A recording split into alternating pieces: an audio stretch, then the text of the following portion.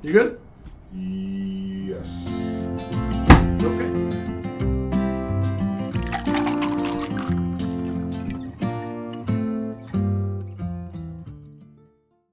Well, welcome to the very first episode of Bourbon O'Clock, brought to you by your friends at 𝐿𝐴𝐿.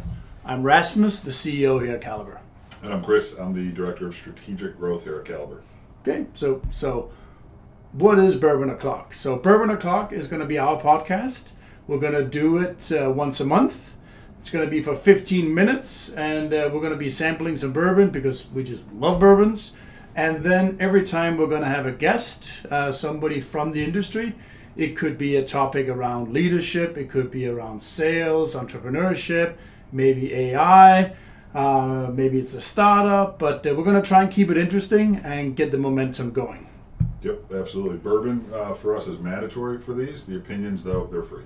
Yes, and we promise you it's going to be engaging. It's not going to be, some motivational quotes that you see on LinkedIn or some reposted opinions. So it is Bourbon O'Clock. So Chris, let's talk about the most important. What are we drinking today? Yeah, absolutely. Everybody knows us. We've got our Fresh Crack Fridays. We post Bourbon O'Clock on LinkedIn. So today we're actually opening up a Dragon's Milk Origin. This is coming out of New Holland Brewing up in Holland, Michigan. So this one's famous. It's coming from their barrel-aged stouts, and it features a 25% malted barley mash bill, and then they distill this in a traditional pasto. Okay, cool. Let's try it. Yeah, absolutely. Ooh, I smell it. What do we got here? Ooh, that smells good. Cheers, guys. It does smell Cheers. good. Cheers.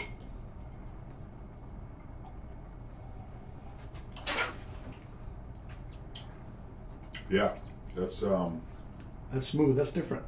different for sure. It's caramel. You got caramel in there. Yeah, definitely. It's a very, it's a little bit on the sweeter side. Charred in American white oak barrels, aged for 5 years. I like it. Recommend from me. Yeah, I think we're probably going to turn that into a regular drinker.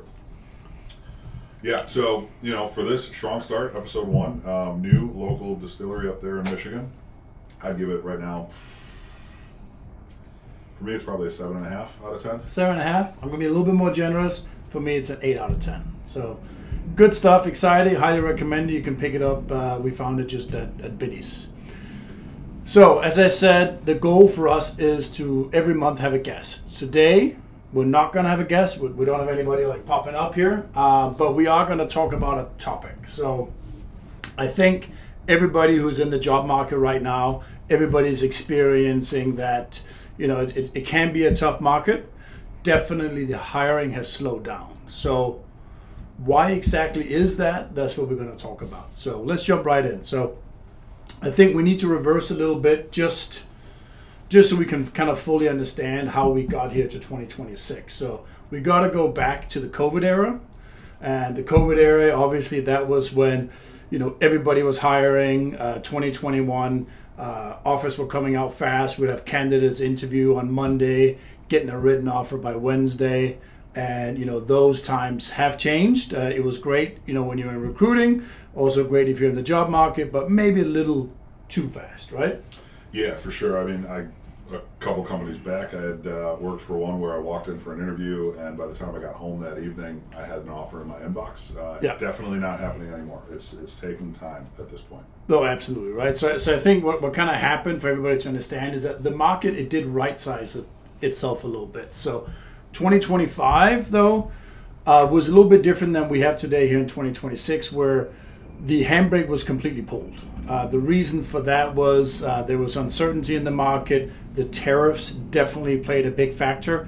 Everybody, they didn't quite know what to expect, what was going to happen. Everybody was paying, billions of dollars in taxes. So for us too, it was a very, very slow year. Hiring slowed down to 6, 7, 8 weeks. Position getting put on hold. 2026, luckily, is a little bit better. And I would say for us, we did pull some stats earlier, Yep. and it's about 4 to 6 weeks on average, right around 5 weeks if we take all the positions that we have in the company.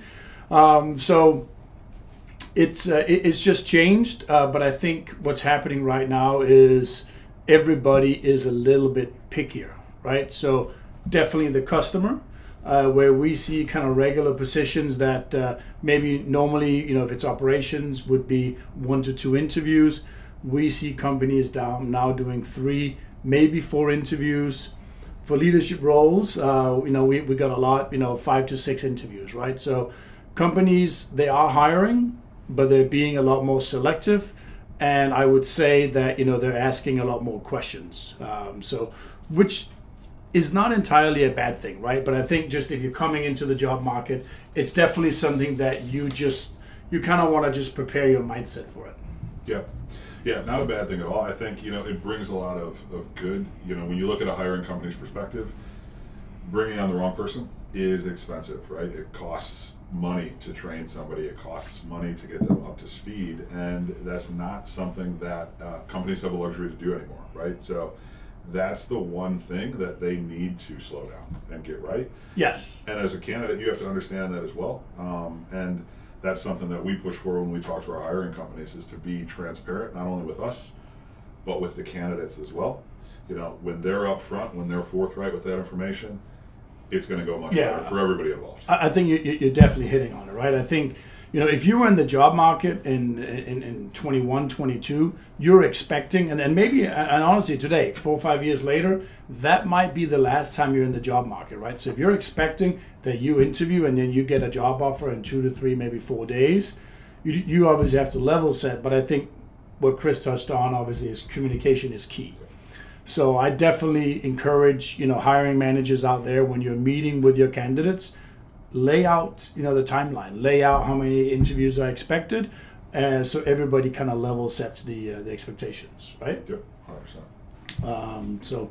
But let's talk a little bit about on the candidate side too, because one of the things that we have here at Caliber, actually for 2026, we've had quite a few candidates where they've gone to the final stage, they've actually received the offer, but then they've decided that it wasn't worth kind of making a switch, right? So I think, for Chris, from the candidate side, what do you think? How could, if somebody is interviewing today and it's 4 to 6 weeks, how, in your opinion, how can a candidate make it 4 instead of 6 weeks? Yeah, absolutely. If you're exploring it, right, today, make sure that you stand out, right? Your resume needs to be polished. It needs to match your LinkedIn, because those are 2 very important pieces of information for a hiring company. For recruiters, we're going to coach you through that as well. But making sure that your resume stands out, your LinkedIn matches your resume. Everything has to line up there. It's surprising how many times that we have to coach individuals through updating their resume to match their LinkedIn, or vice versa. Those are 2 things that need to be done. When you're going into an interview, if you want that process to go smoother, be prepared. Know the company, know who you're talking to, know the ins and outs of the company, what their strengths are, what their weaknesses are, and ask about that. Interview them as much as they're interviewing you.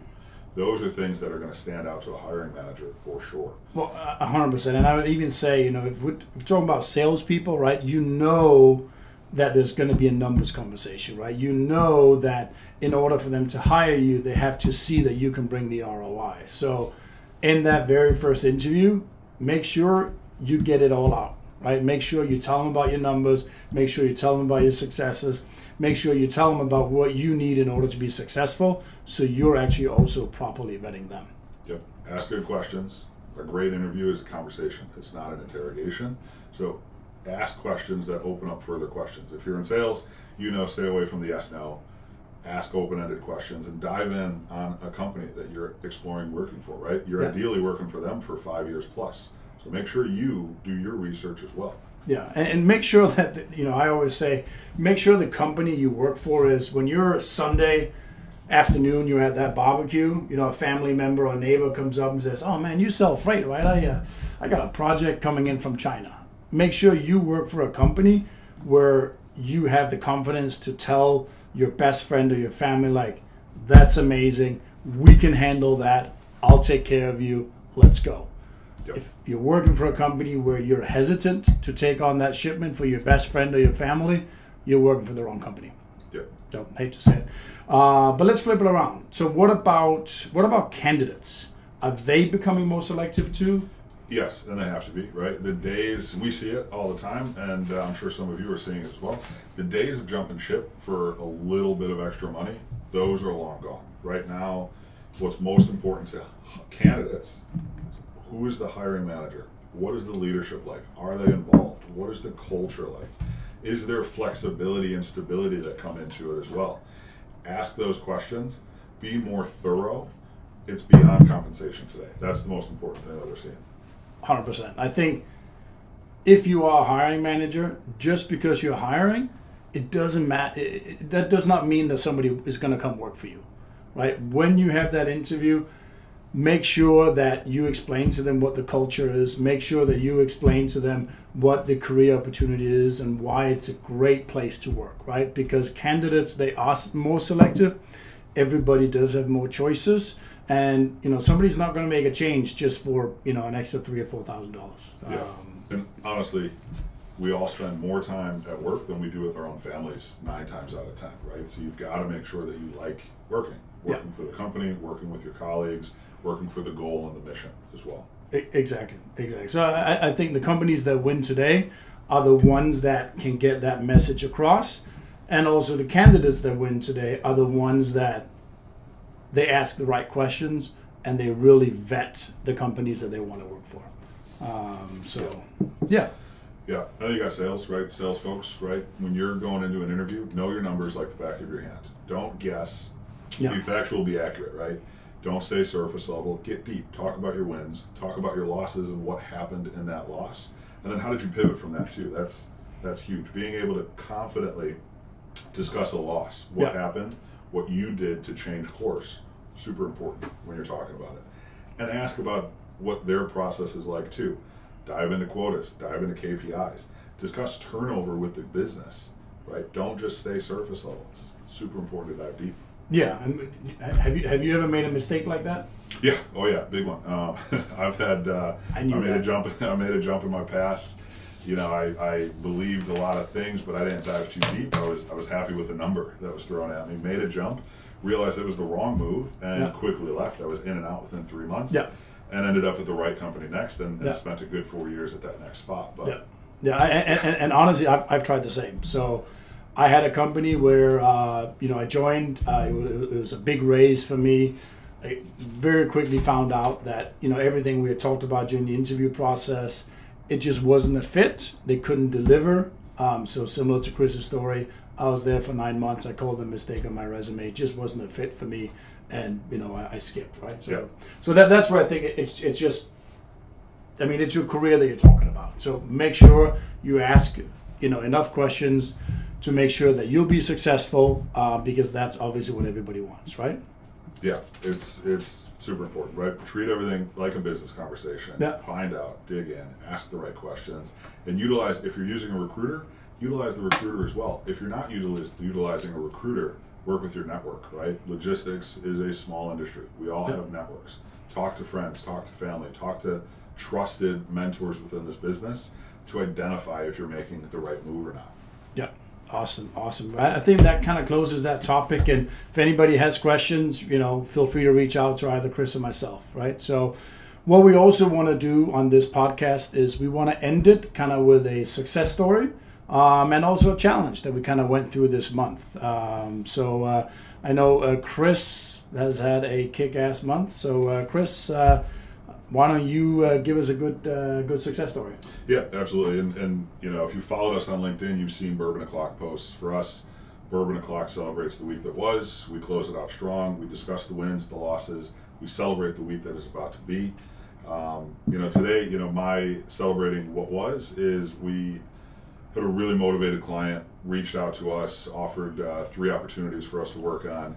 We did our part and submitted about 10 different candidates. And what we ran into with that, and my success story with this, is we had a very motivated business owner that wanted to add the right people to his team. Yeah, he didn't care where they lived. He'd relocate. Yeah. We had a very motivated business owner. We had very motivated candidates. And we're fortunate enough to have been able to place 2 individuals where it worked out. Right company, right candidates, motivated on each side, alignment on the questions that everybody was asking, and we went from open roles to placed within 2.5 weeks. It doesn't always happen like that. We've had others where they were motivated on each side. We obviously get super excited when everything happens in 2.5 weeks, right? Yeah, so I think it's not often that happens, but we were fortunate, and that's what I'm celebrating today. Yeah, no, that's awesome. That's awesome. I think, we're ending a strong month, but one challenge that I had, it kind of leans in a little bit to the sales that we talked about. So I had a really good sales candidate that I spoke to. Unfortunately, she was laid off. She was with a company that just was not a fit for her. And the reason why it wasn't a fit is because she felt like she was on an island. So she did not have support. She didn't have a direct sales manager in the office. And the branch manager was very operationally minded, not wanting to join on sales calls, all this stuff. So it was very much the situation she came from was, hey, here's a business card, here's a cell phone, laptop, boom, go sell. And she's a very good sales executive, but it just didn't mesh. So they did some downsizing. She was there for 18 months, and she was cut. So we had a great talk, and I definitely recognize that. And she's somebody that if I was a sales leader today, hands down, I would have picked her up as well. So I introduced her to a client of ours where I know that the branch manager is sales focused. I know that the head of sales, even though he sits in a different office, is going to be engaged. They're going to give her the support, right? If she can open the door, they will join the sales calls and they will help close the business, right? So that's a scenario where you get set up for success. Offer-wise, they came in at $90,000, a little bit lower than what she was used to making. They do have a very strong program. But why this was a not so good story for me is that she actually ended up going with another company that offered her a little bit more on the base salary. Unfortunately, that company is a company that I know very well. I know they have very high turnover. I unfortunately don't think that she will be successful. I sincerely hope for her sake that she proves me wrong. I never talk bad about any companies out there. I think it's bad business.